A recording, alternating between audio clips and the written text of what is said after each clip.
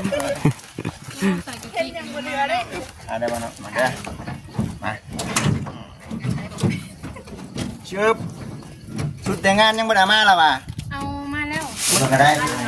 เซ็ตของปึ๊บ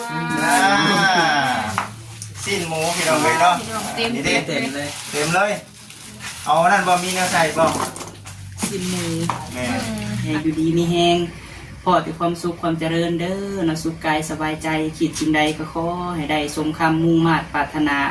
เพราะว่าครอบครัวแม่ลูกหลานเนาะสิทำธุรกิจการงานอันใดก็ขอให้ราบรื่นบ่ให้มีแนวของแนวคาเด้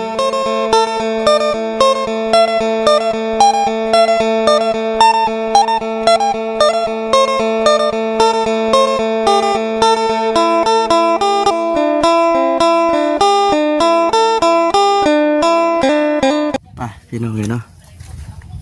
แต่วันนี้เดินทางมาฮอดเทือนบ่าวฟามีเพื่อนกับน้องละตีพี่น้องเลยเนาะทักทายสบายดีเด้อพี่น้องเด้อเนาะคือทางมัสยิดเพิ่นเอาซีดหมูนี่แหละพี่น้องเลยเนาะมาส่งปริมาณทั้งนี้ก็ถือว่าโอ้โดนเลยพี่น้องเฮิงพอจะควรอยู่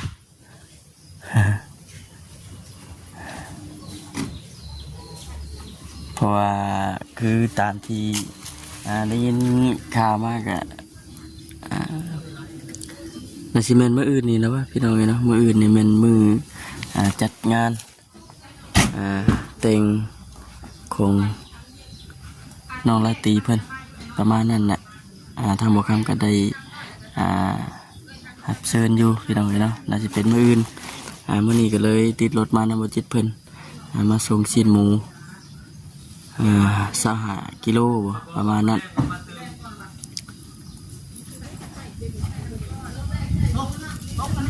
คึมพี่น้องโอ้มาเลยเนาะบริมาแต่หึงโอ้พี่น้องพื้นที่ที่ว่าบนเพื่อนนั้นจุดทานเผาทานก็อยู่นี้คือสีปุกเต้นปุกยังคือชื่อปุกอยู่นี้แหละเบิ่งนี่เนาะ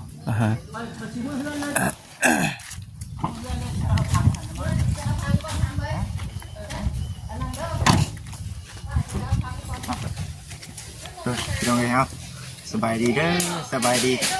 วัชคูสู่คนพี่น้องเลยบุญมาจะหึงเนาะบุญมาจะหึงพี่น้องเลยเนาะพอดีเอาสิ้นหมูพี่น้องเนาะสิ้นหมูมาให้กับทางน้องมาดาตีเพิ่นหรือว่าทางผู้รักผู้ใหญ่เพิ่นอุดหนุนพี่น้องเลยทางการบุญชิดมานี่ก็ได้เนาะด้วยกลับเลยที่โอ้หาทางกันสบายดีเด้อสบายดีไปสบายเนาะไปบนเลยบนหน่วยลายบนนั้นคุณสิตั้งมือหรือจังเนาะตั้งเต็นตั้งอย่างยืนตั้งอย่างนี้ตั้งเต็นแล้ว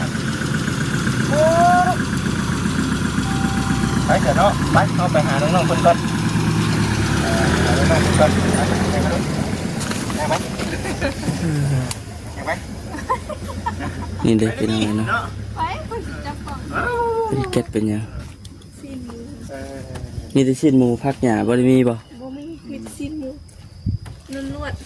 สิ้นหมูมีแต่สิ้นหมูเนาะมาครับมียานั่งว่าจะเอายานั่งจะเตรียมมาอยู่บ่อย่างบ่นะเอายานั่งเนาะเอาน้องๆเพิ่นเห็นได้ขึ้นว่าทุกอย่างนั่งบ่ครับตอนจะนั่งมันยังดอกอยู่นี่ผมมาแต่หึงเนาะสบายดีเจ้าลงทางมาลงสบายดีเจ้าเขามาอยู่วงซอยขังใต้ขังเน่เลยนะลงทางยังบ่ทันไปใส่ป้ายไปกันหน่อยฮะก็มาตลาดพูดให้ลงมาไปนะเอาทางเขาเพียนนะยังก็มาขอคุณเลยโอเคเราคือว่าเห็นแล้วนะน้องคนเคยนะรัดอยู่นะมาฉันกายอยากไปทางรัดจริงๆมันก็ใกล้ๆที่นอกคนทางวันนี้ มันทางไงอะ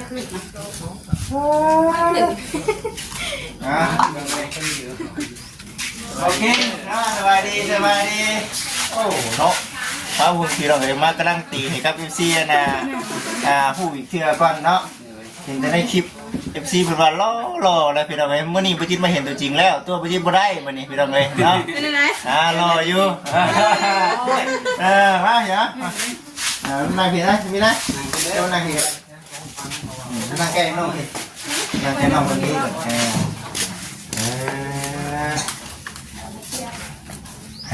เตรียมของแรกวันนี้เนาะนั่งเอามาในตลาดวันนี้ เป็นยังไงมื้อนี้เป็นยังไง ลายสั่ง หมุนมันบ่ แมน โอ้โหหมุนเลยนะเนาะ ยังบ่ได้อันนั้นเลยยังบ่ได้กินหดเข่านี่สวยเลย บ่ได้กินข้าว โดย อ๋อตอน11 โมงข้าวเช้านี่บ่ แมน ขนาดมือเตรียมไว้เนาะมืออื่นแจ็คทำไร แมน มืออื่นมือแทนทำ โด ไร ย นั่งบ่เนาะ โดย นั่งก่อนเถอะเสมอยก่อนเด็กๆสักหน่อยเนาะพอให้หายใจก่อนบุกตั้งแต่เมื่อวานนี่แม่นบ่ ลายมือมันมีคน เดินสาย แมน เป็นเดือน บัดเดือน บุกตั้งแต่ เดือนก่อ เนาะ นเป็นเดือนเมษา ติดมันทางนี้ก็ได้ มันบ่เจ๊งเนาะ น่ะโอเคอ่า นั่นให้มือกล้องต้อง แล้วเห็นบ่เห็นบ่ เนาะดิสิบอกว่าโอ้ย ลงกระไรเก่ง แน่นะต้องมือแน่เด้อ อ่อนนั่นดิ เอ้าเนาะ บ่ได้มาแต่หึงเนาะ โดย แต่หึงแหละพี่น้องบ่ได้มา เดี๋ยวเอาน้ำกันเด้อ จื้อ เลย ใครจะมาจื้อจะพิตัวคอยลงทาง มายังมั่นใจนะพี่น้องเนาะที่หัวขวัญมาจิ้นแล้วบนทางล่าง มันเป็นคนทางโฮมเนี่ยเนาะมันเลยแบบนั้น บ่อยากจื้อเลย มาแต่หึงแล้วจักแต่กี่พุ่น อ้ายก็เคยมาแต่ส่ง โอ้ยจะหึงแล้วน้อง เรียนตอนถึงคืออะไรนะบอกมากกว่านั้นนะบอกว่าเนี่ยเนาะ ๆคือมันมาเดินนั่งขึ้นแต่ช่วงนั้นมันมาของกับแม่นเขาบ่ อื เช่น ม นี้ หึงเติบแล้ว แต่ว่าทั้งน้องๆออกไปนี่คือจะเป็นช่อยกุ้งมะม่วงอยู่แต่ว่า เรียนใช่ โอ้ยหันน่ะ หลักสื่อเลย เป็นทางโฮม ถ้าเรามามืออื่นกันบอกจนไหนได้อย่าเป็นแบบนี้ ญาติอยู่เนาะเอ้ามันบอกว่าทราบไอ้นี่ก็ว่าเคยมาอยู่พี่น้องบางทีแบบเห็นแบบลงลงก็มีนะไปถามคนอยู่หันเขาเจ้าเขามาปล่อยกับโมเมนต์วาดนี่ว่าจะ คือใกล้ๆกันอยู่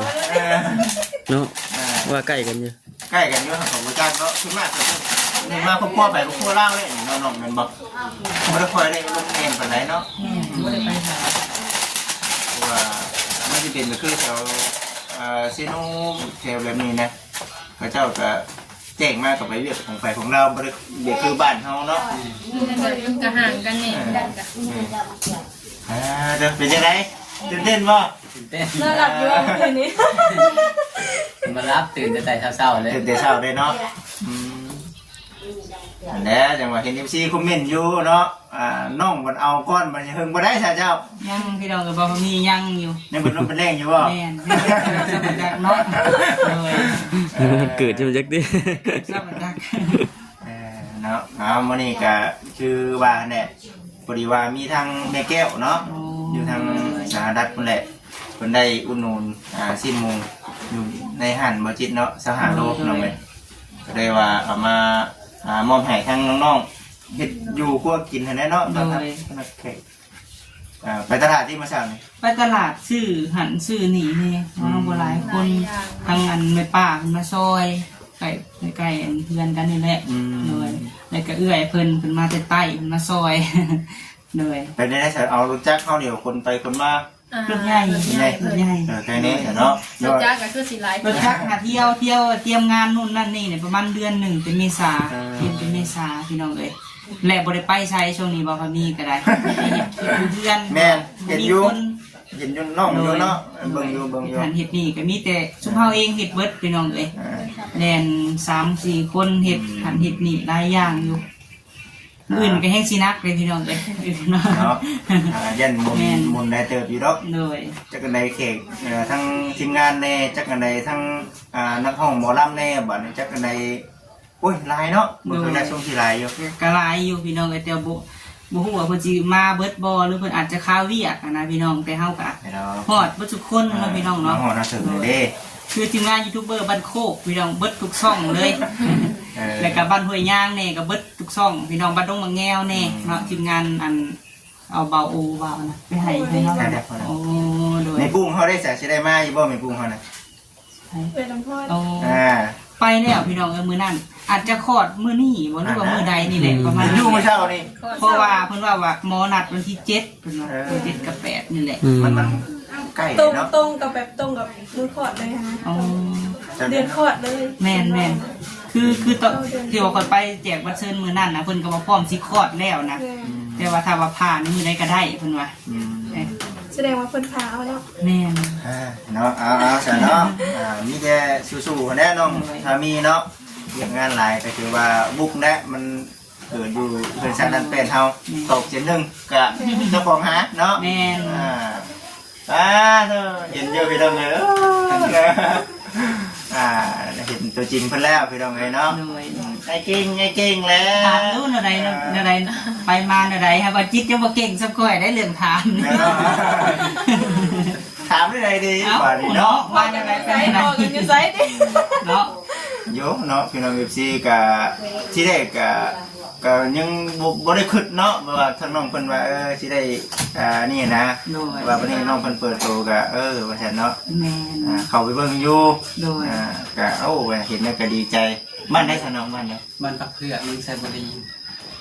พุ่นบ่ตรงไหน ทางเก่งกับเบา ยุ่นๆไปทางท่าพนมลงไปทางคุณล่ะ โอ้ สายยังหอทางโค้งเลยจังน้อย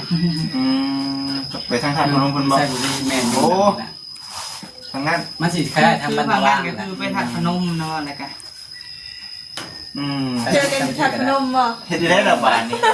พ่อกันอยู่ใส่สนองว่าอันนี้ว่าขออนุญาตถามนะ มาพ่ออยู่ที่แหละอยู่สวรรค์ มาจากไหนก็เฮ็ดเวียกหยังก่อน มาทำบิดเนี่ยมาดินมายังนี่แหละ มาน้ำเอื้อยในเอื้อยเป็นกับอยู่ทางพี่ในเป็นแบบเป็นง่ายครอบครัวใหม่มาตั้งถิ่นฐานทางพี่ก็เลยเที่ยวไปเที่ยวมา โอ้มาอยู่น้ำเอื้อยเรารักกัน แม่มา เนาะ เยี่ยมมายามเพิ่น คืนกันนั่นนี่เนาะ แล้วก็เลยมาเห็นเพิ่นเพราะว่าเพิ่นไปถ่ายคลิปแค่นั้นเด้หมู่บ้านไสบุญนะ โอ้ แต่เห็นอยู่แต่ว่าบ่ฮู้จักคนว่าไทยก็บ่ฮู้ จักเดือนจักปีแล้วเอาขออนุญาตนำคบกัน พบกันมานี่สิประมาณปีปลายๆแหละ โอ้เอาวันนี้ก็ถือว่าตกลงปลงใจกันนั่นแหละเนาะดีใจน้ำเด้อน้องเด้อเนาะไปทางเป็นพามีแต่ช่วยกันหาเงินหาค่ามาแล้วเนาะปัจจุบันนี้เฮ็ดงานก่อนเนาะ ที่ คือว่าหยุดงานบ่ซั่น โอ้ลางานมื้อนี้ ยามใดที่ว่ามี เห็นเวียกในตลาดโลกนี่ละเก่า มีผ้าบ่ บ่โรงงานเกี่ยวกับสายเคเบิลโรงงานที่สายไพ่เป็นนี่แหละ มันมีหลายแผนกเนาะ นี่ แม่น ตลาดโลกกันนะ มีได้ผลิต หลายโรงงาน ก็คือว่าจบจากงานนี่ก็ไปจบจากงานนี่ก็งานแต่งเฮาก็ไป แม่ เป็นไง สา ล่ะ มมื้อเลยนะมันบอก ในร้านสามมื้อ ดูแต่ว่า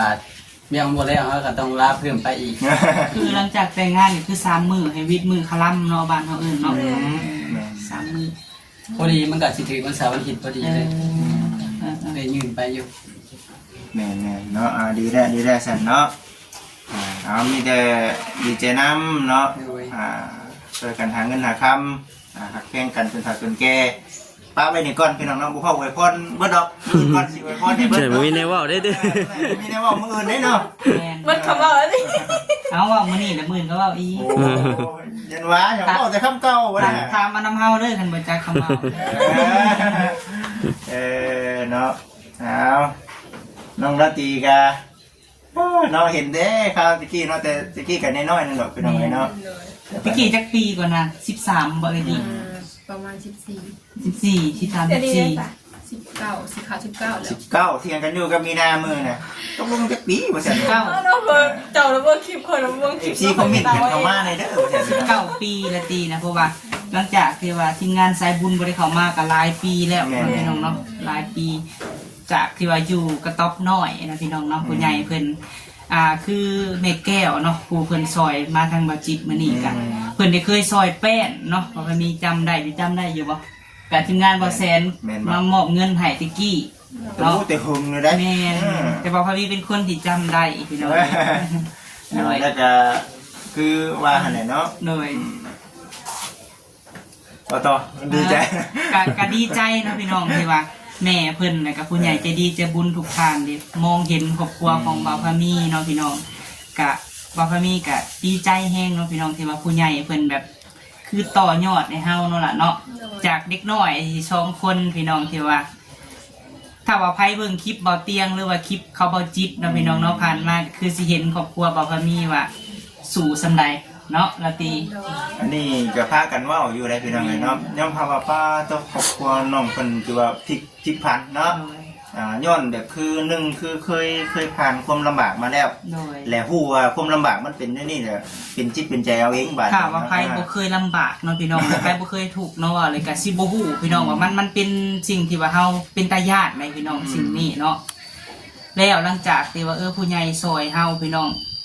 ก็เฮาคิดว่าถ้าว่าเพิ่นซอยเฮาบ่เฮ็ดบ่หาสิท่าที่เพิ่นซอยมันก็สิบ่ได้พี่น้องเนาะแต่ว่าเฮาก็สู้อะไรกับน้องคือพี่น้องเห็นในคลิปเพราะว่าบ่พอมีเฮ็ดหยังกับน้องก็สิเอาลงให้เห็นนะเนาะ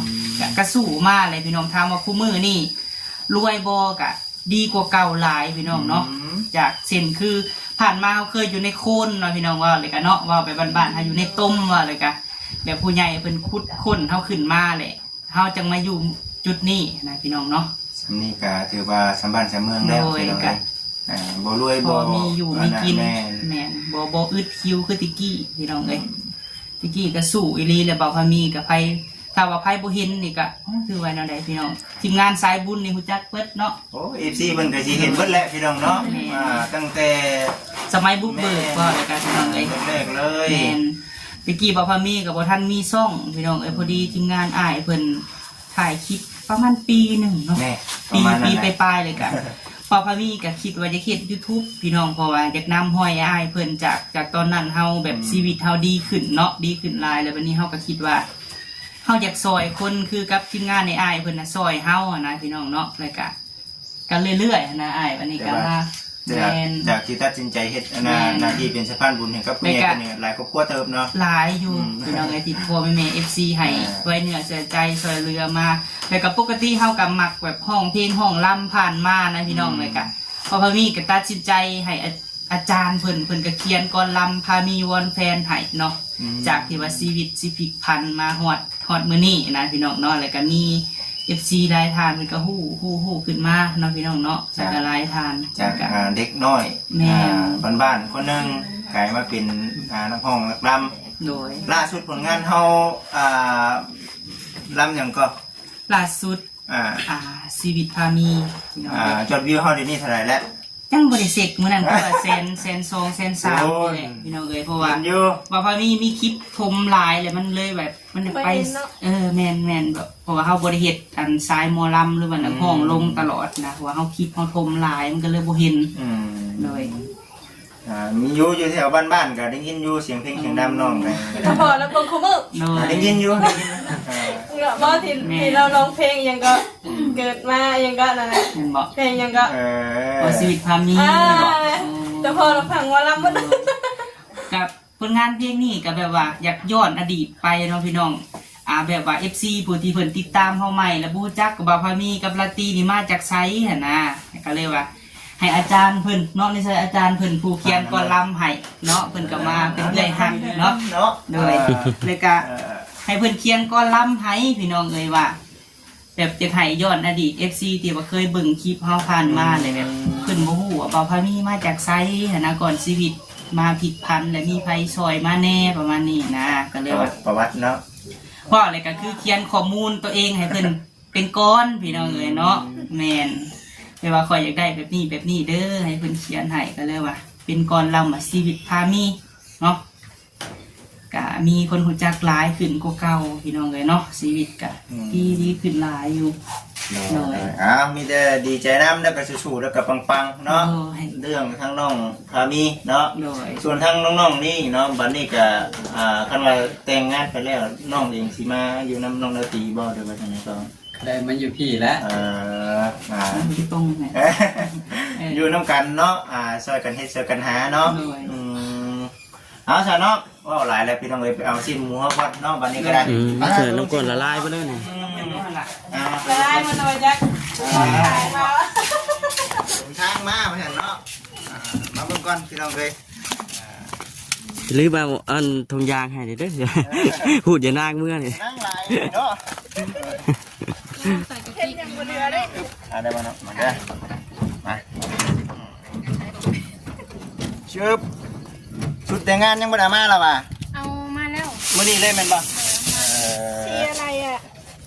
อ๋อสีนั่นดิมันเข้ากับหัวสีทะเลบ่ สีฟ้า แบบอ้ายเฮาเอาลงเลย สีฟ้า สี นั่นแห ฟ้า ละ อ่อน แม่น FC เพิ่นก็ยังว่าอยู่สีฟ้า สีฟ้าที่ว่าสีเลย แม่นย่อเนาะมา หาเลยปึ๊บนับอยู่ได้ได้โลเนาะย่อกระสอบข้าวแห้งกว่านี่แหละเนาะ ยอมผู้เดียวตี เห็นอยู่ โอ้ ไม่นี่ก็ได้เนาะ เอาเลยไปตามคนยันนุ่งที่เปล่าเนี่ยได้เลยโอ้ เดี๋ยวก็ได้เซ็ตของปึ๊บสิ้นหมูพี่น้องเลยเนาะนี่ดิ เต็มเลย เต็มเลย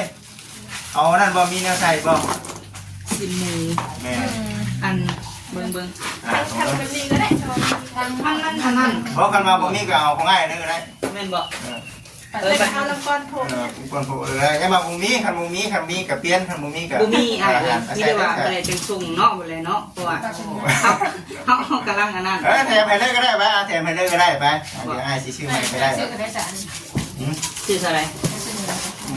70คนบ่70นี่เราน้องเอ้ยนี่แต่ ก็มันกำลังว่าส่งอะไรประมาณน้ำก้อนเต็ม ใช่ใช่ นี่แต่เอาน้องมาใช้น้ำก้อนนั่นแหละน้องใช้น้ำก้อนไว้ เลย กันมันหนาวใช่ไหมเนี่ยลงเส้น มันเย็น เดี๋ยวติ้งไว้ก็ได้กิน ไปอีกก้อน ไว้ในก้อน เอาไว้นี่ก่อนก็ได้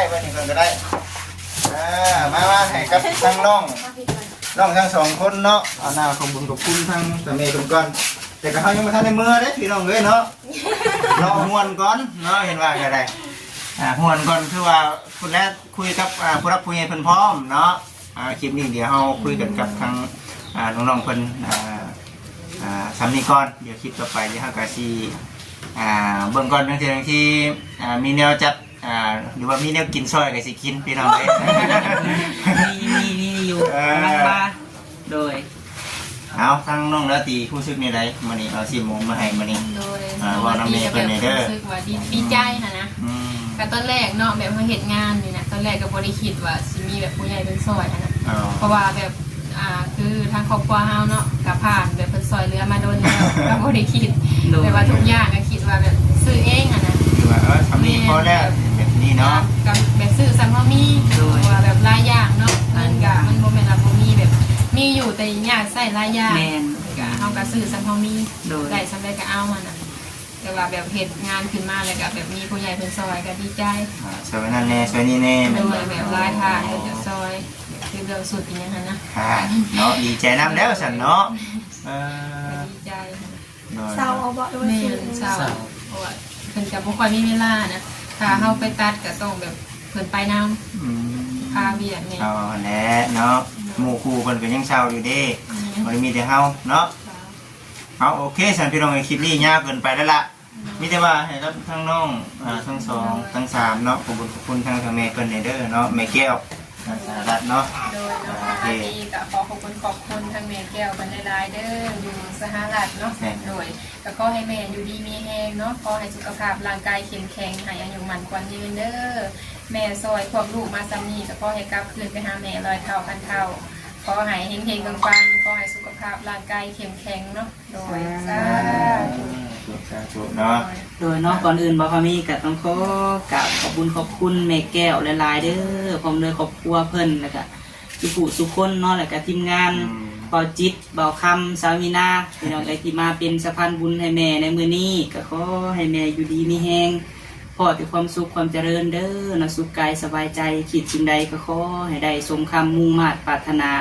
เพราะว่าครอบครัวแม่ลูกหลานเนาะสิทำธุรกิจการงานอันใดก็ขอให้ราบรื่น